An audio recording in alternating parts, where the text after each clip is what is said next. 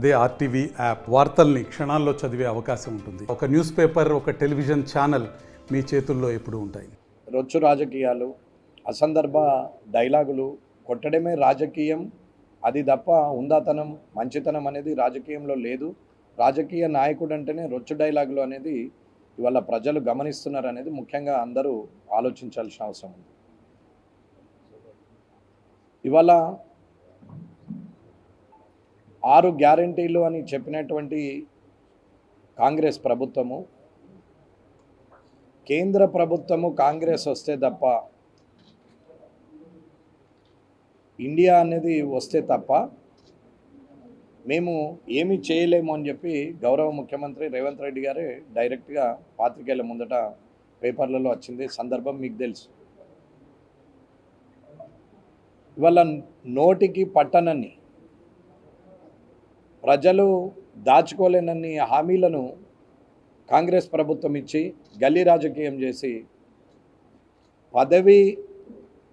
ముఖ్యమంత్రి పదవి ఎక్కితే చాలు, ప్రభుత్వం వస్తే చాలు అనుకొని ఇష్టమున్నన్ని హామీలు ఇచ్చినటువంటి కాంగ్రెస్ ప్రభుత్వము ఇప్పటి వరకు ఏం చేసింది అనేది 75 రోజులు అయిపోయింది, 80 రోజులకు వచ్చింది. ఇప్పటి వరకు ఏం చేసిండ్రు అంటే ఫ్రీ బస్ ఒకటి చేయడం మాత్రం తప్ప ఇంకోటి ఏం చేసిందేమీ లేదు. పోనీ పాత అయిన పగిలిపోయిన డ్యాములను కట్టినటువంటి ఆ పార్టీ ఎన్ని హామీలు ఇచ్చి ఏం నెరవేర్చింది, యువతను ఎంత మోసం చేసింది అనేది గమనించాలి. సరే, బీఆర్ఎస్ అంటే రద్దయిన నోటు లాంటిది, ఇప్పుడు దాని గురించి మాట్లాడిన లాభం లేదు.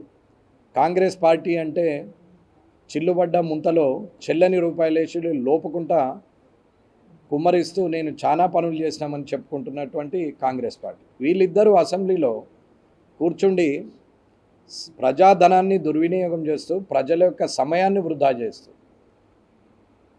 కెమెరాలు ముందున్నప్పుడు, రికార్డు ముందున్నప్పుడు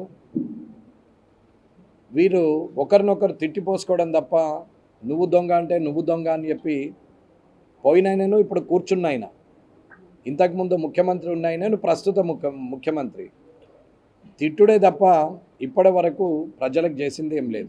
ఇది ముఖ్యంగా గమనించాలి.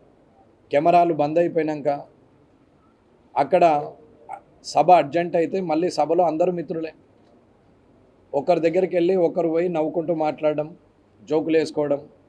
కింది స్థాయిలో కార్యకర్తలేమో కొట్లాడతారు ప్రజల కోసం, మీది స్థాయిలో గెలిచిన తర్వాత నాయకులంతా మిత్రులు అవుతారు. ఇది శాసనసభ, ఇది పరిస్థితి రెండు పార్టీలది. శ్వేతపత్రం అనుకుంటూ వీళ్ళు మాట్లాడుతున్నారు, ఇప్పటివరకు చేసింది ఏం లేదు.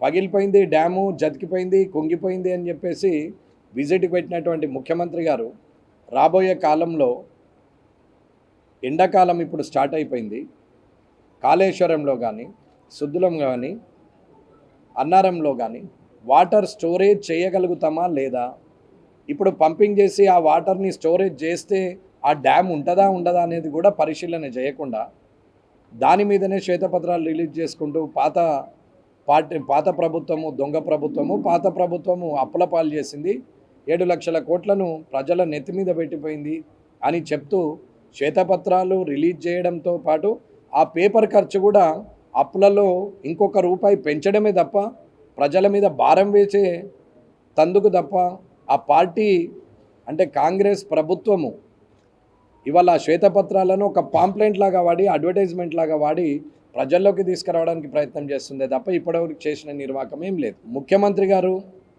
ఆలోచించాలి అసలు ఏం చేస్తున్నామని. ఇకపోతే అదే ముఖ్యమంత్రి గారు ఆస్థాన విద్వాంసుడు ఒక ఆయన ఉన్నాడు, కొనుగోలు అని. ఈ కొనుగోలు సర్వే చేపిస్తే పార్లమెంటులో ఎన్ని సీట్లు వస్తాయి అనేది కాంగ్రెస్ ప్రభుత్వం సర్వే చేయించుకుంటే 59% ప్రజలు మోడీ గారికి ఓటేస్తామని చెప్పారు.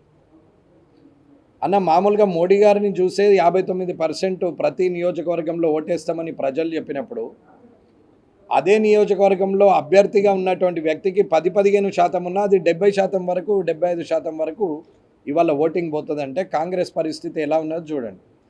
కొనుగోలు నిర్వాహకం వల్ల కంగుదిన్న కాంగ్రెసు కంగారు పడి ఇవాళ ఎలాంటి నిర్ణయం తీసుకుంటుందో చూడొచ్చు.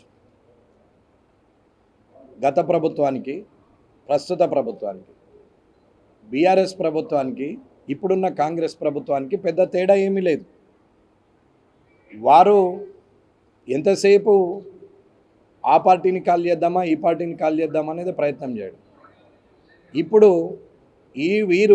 వారు దొంగలు, చేతిలో చిప్పబెట్టిపోయారు, మన దగ్గర ఏమీ లేదు, చిల్లి గవ్వలేని ఖజానాలో లేని ఈ చిల్లి గవ్వలేని ప్రభుత్వము రేపొద్దున ఈ 6 గ్యారెంటీలను కూడా ఏమీ చేయలేదు అని చేతులు ఎత్తేసేటందుకు మొదటే అప్పుల కుప్పైన తెలంగాణ అని చెప్పి నిర్వాకం చేసినటువంటి ముఖ్యమంత్రి.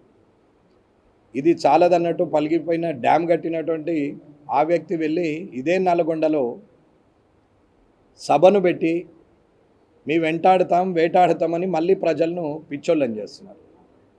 ఈయన వెంటాడేదేమిది, వేటాడేదేమున్నది? మీరు చేసిన పని వల్లనే మిమ్మల్ని తీసుకెళ్ళి ఇంట్లో కూర్చుండబెట్టినప్పుడు మీరు చేస్తున్నటువంటి నిర్వాకంలో మార్పులు రావాలి. కానీ మేము చేసిన తప్పిదమైంది, మా ప్రభుత్వం ఏం తప్పిదం చేసినాం, ప్రజలను మమ్మల్ని ఎందుకు దూరం పెట్టారు అనేది గమనించాల్సింది పోయి ఇంకా చాలా బాగా చేసాం, తెలంగాణను ఉద్ధారకం చేసినామని చెప్పి పాత ముఖ్యమంత్రి, మాజీ ముఖ్యమంత్రి కేసీఆర్ గారు వీళ్ళు మాట్లాడతారు. ఆయననేమో నల్గొండలో సభ పెడితే ఈయననేమో తీసుకెళ్ళి కాళేశ్వరం తీసుకెళ్ళిపోతాడు.